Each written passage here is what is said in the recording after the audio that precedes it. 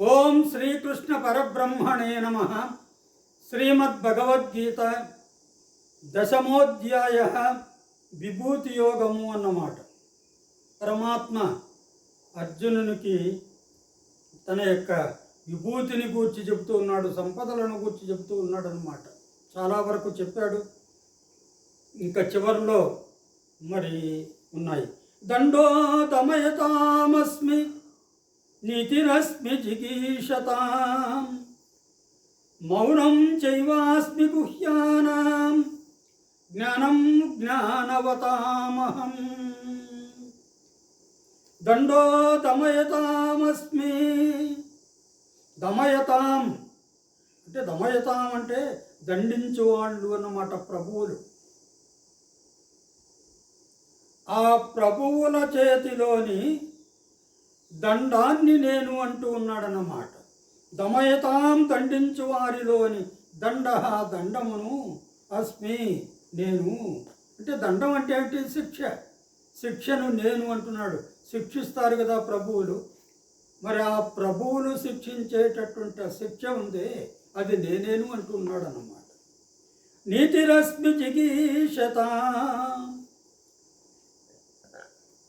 గెలుపు కోరేవారు మరి నీతిమంతులుగా ఉండాలి. ఆ నీతిమంతులుగా ఉన్నటువంటి ఆ గెలుపు కోరేటటువంటి వాళ్ళలోని నీతిని నేను అంటూ ఉన్నాడన్నమాట పరమాత్మ. నీతిరస్మి జిగీషతాం మౌనం చైవాస్మి గుహ్యానాం.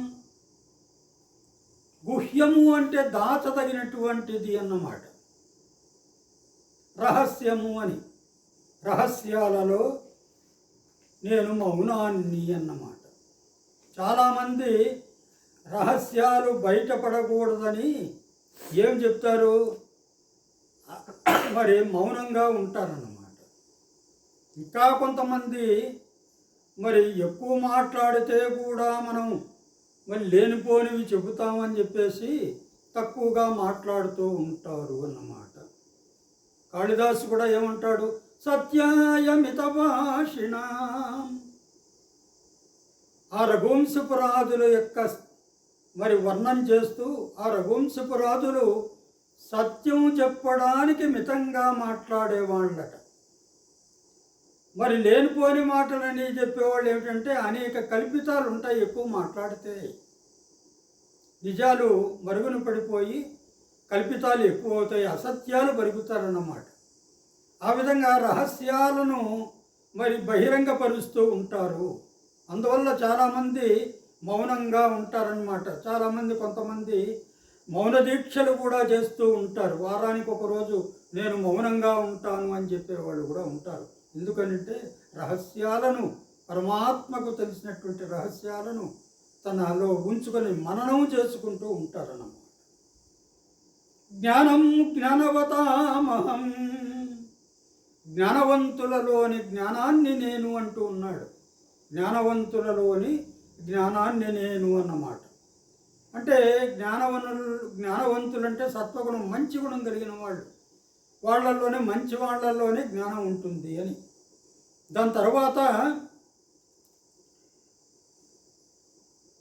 మనం ఈ దండం అనే దానికి చూస్తాము. కాస్త మరి భాష్యకారులు ఏమంటున్నారో, ఇతరులను శాసించడానికి అధికార దండమన్నా ఉండాలి.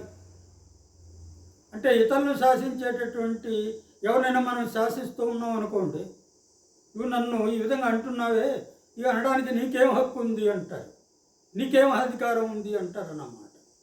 అందువల్ల శాసించాలి అంటే ఏం చేయాలా? అధికారము ఉండాలి. అధికారం అనే దండం ఉండాలి అన్నమాట. లేదా అధికారం లేకపోయినా చేతిలో దండమన్నా ఉండాలి.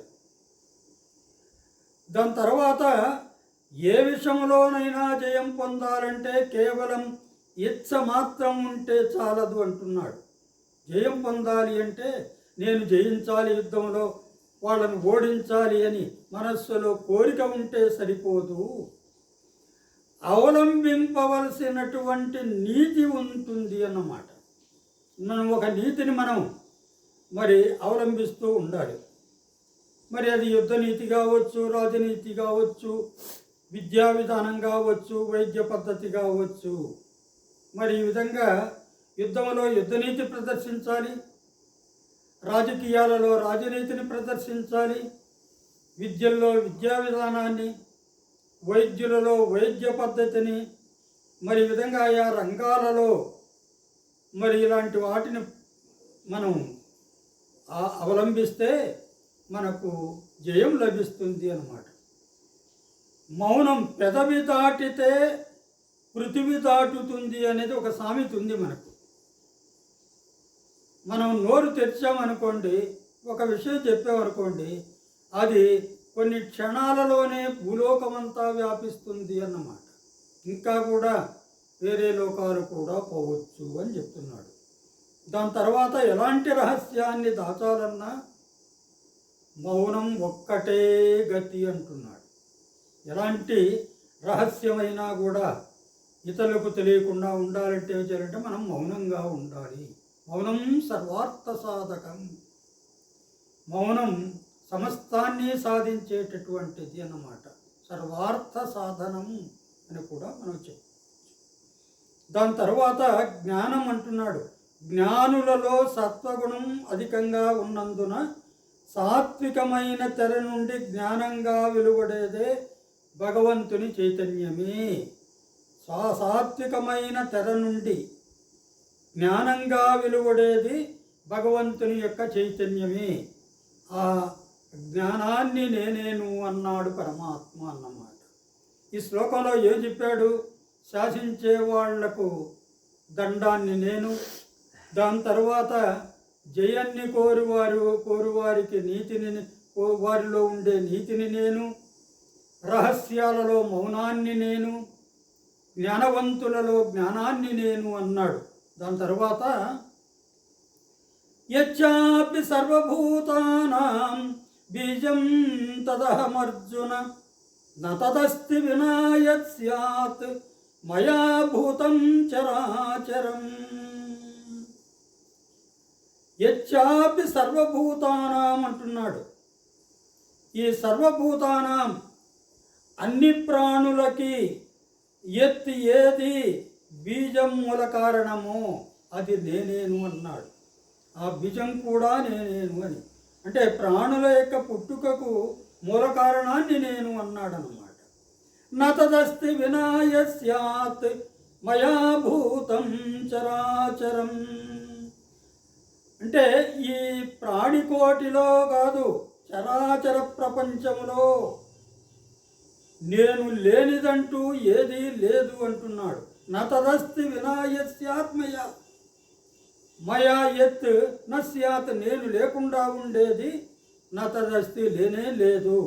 భూతం చరాచర ప్రాణికు చరాచర అంటే చరం అంటే కదిలేవి, అచరం అంటే స్థిరంగా ఉండే పర్వతాలు, ఇలాంటి వాటిల్లో కూడా ఉండేది నేనేను అని అన్నాడు అన్నమాట.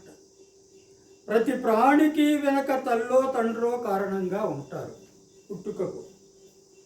ప్రతిదానికి వెనకాల ఉండే కారణాన్ని వెతుక్కుంటూ పోతే మొదటి కారణం ఏది అనే ప్రశ్న వస్తుంది. ఇప్పుడు మన పుట్టుకకు మన తల్లిదండ్రులు కారణమైతే మన తల్లిదండ్రుల పుట్టుకకు కారణం మరి ఎవరో ఉండాలి కదా, మరి వాళ్ళ పుట్టుకకు కారణం కూడా ఉండాలి కదా. ఈ విధంగా వెతుక్కుంటూ పోతే వాళ్ళ వెనకాల ఉండేటటువంటి కారణాన్ని నేనేను అని పరమాత్మ చెబుతూ ఉన్నాడు అన్నమాట. వాళ్ళ వెనకాల ఉండేటటువంటి మొదటి కారణాన్ని నేనేను అన్నాడు. దేనికైతే వెనుక మరో కారణం లేదో ఆ కారణం భగవంతుడే. ఆయనే అన్నింటి బీజము అని ఈ శ్లోకంలో చెప్పాడు. చరాచర అనే దానికి ఏంటంటే కదిలేవి, కదలకుండా ఉండేవి అని అర్థం. భోగించేవి, భోగించనివి అంటే జీవులు, జడ వస్తువులు. ఈ జీవులు ఏమి చేస్తాయి? భోగిస్తాయి, సుఖంగా అన్నపానీయాలు సేకరిస్తాయి, మరి దాని తర్వాత భోగాలను అనుభవిస్తాయి. భోగించకుండా ఉంటాయి చూడండి, అవి జడ వస్తువులు. అవి మనం ఏమిటంటే పర్వతాలు ఇలాంటివి కదలకుండా ఉంటాయి. అలాంటివి మాట వాటికన్నిటికీ కూడా కారణం నేనేను అని పరమాత్మ చెప్పాడు. హరి ఓం తత్సత్.